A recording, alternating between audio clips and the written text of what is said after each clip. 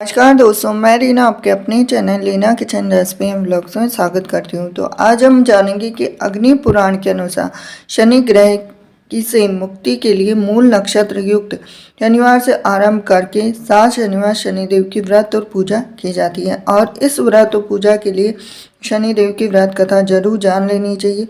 तो वो इस प्रकार है। एक समय सभी नवग्रहों सूर्य, चंद्र, मंगल, बुध, बृहस्पति, शुक्र, शनि, राहु और केतु में विवाद छिड़ गया कि इनमें से सबसे बड़ा कौन है। सभी आपस में लड़ने लगे और कोई निर्णय न होने पर देवराज इंद्र के पास निर्णय कराने पहुंचे। इंद्र इससे घबरा गए और इस निर्णय को देने में अपनी असमर्थता जताई, परंतु उन्होंने कहा कि इस समय पृथ्वी पर राजा विक्रमादित्य हैं जो कि अति न्यायप्रिय है, वे ही इसका निर्णय कर सकते हैं। सभी ग्रह एक साथ राजा विक्रमादित्य के पास पहुंचे और अपना विवाद बताया, साथ ही निर्णय के लिए कहा।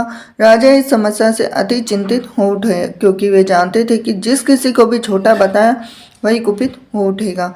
तब राजा को एक उपाय सुझाया और उन्होंने स्वर्ण, रजत, कांस्य, पीतल, शीशा, रांगा, जस्सा, आभ्रक और लोहे से 9 सिंहासन बनवाए और उन्हें इसी क्रम में रख दिए। फिर उन सब ने निवेदन किया कि आप सभी अपने अपने आसन पर स्थान ग्रहण करें। जो अंतिम सिंहासन पर बैठेगा वही सबसे छोटा होगा।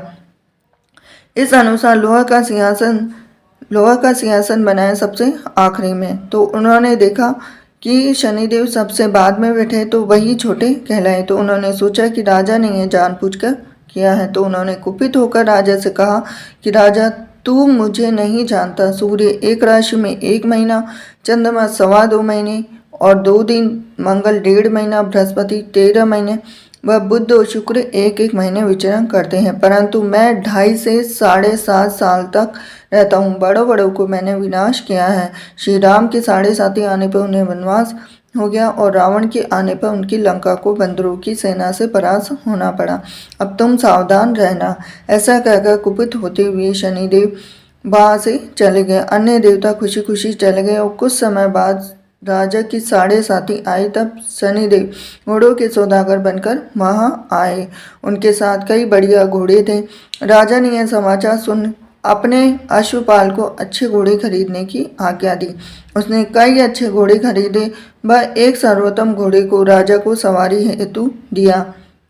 राजा जो ही उस पर बैठा वह घोड़ा सरपट वन की ओर भागा। भीषण वन में पहुंच वह अंतर्ध्यान हो गया और राजा भूखा प्यासा भटकता रहा। तब एक ग्वाले ने उसे पानी पिलाया और राजा ने प्रसन्न होकर उसे अपनी अंगूठी दी और वह अंगूठी देकर राजा नगर को चल दिया और वहां अपना नाम उज्जैन निवासी बीका बताकर वह एक सेठ की दुकान पर उसने जल इत्यादि पिया, कुछ विश्राम भी किया। भाग्यवश उस दिन सेठ की बड़ी बिक्री हुई और सेठ उसे खाना इत्यादि कराने खुश होकर अपने साथ घर ले गया। अब वहां पर उसने एक खूंटी पर देखा कि एक हार टंगा है जिसे खूंटी निगल रही है। थोड़ी देर में पूरा हार गायब था। तब सेठ ने आने पर देखा कि हार गायब है। तब उसने समझा कि बीका ने ही उसे चुराया है। उसने बीका को कोतवाल के पास पकड़वा दिया। फिर राजा ने भी उसे चोर समझकर हाथ पैर कटवा दिए।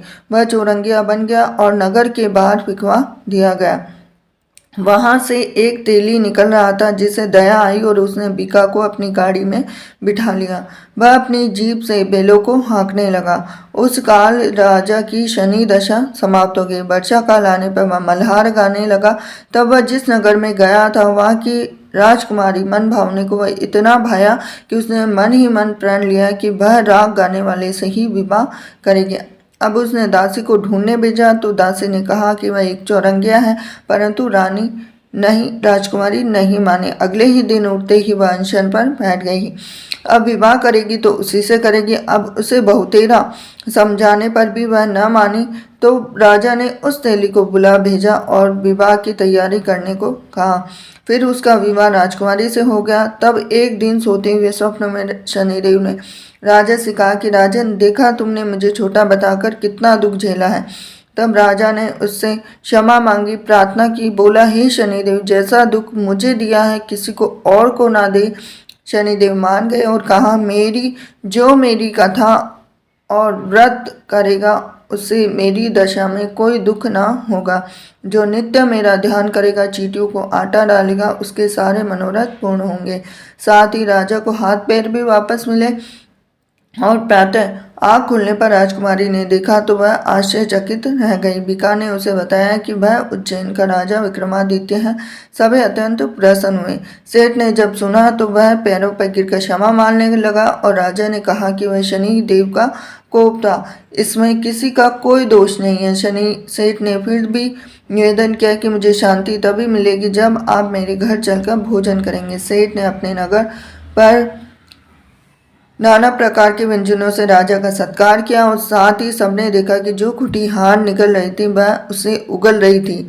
सेठ ने अपनी बेटी का विवाह शिकवरी से पाणी ग्रहण का निवेदन किया तो राजा ने सहर्ष स्वीकार कर लिया। कुछ समय पश्चात राजा और दोनों रानियां मनभावनी और शिकवरी को सभी उपहार सहित लेकर उज्जैन नगरी को चले। वहां पूर्ववासियों ने सीमा पर ही उनका स्वागत किया और सारे नगर में दीपमाला हुई। सबने खुशी मनाई। राजा ने घोषणा की कि मैंने शनिदेव को सबसे छोटा बताया था, जबकि असल में वही सर्वोपरि है।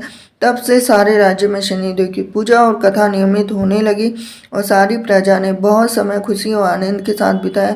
जो कोई शनिदेव की इस कथा को सुनता है, पढ़ता है, उसके सारे दुख दूर हो जाते हैं। व्रत के दिन इस कथा को अवश्य पढ़ना चाहिए। तो ये थी आज के शनिदेव की व्रत कथा। वीडियो अगर आपको पसंद आया तो वीडियो को लाइक करें, चैनल सब्सक्राइब करें, बेल आइकन प्रेस करें। हरे कृष्णा।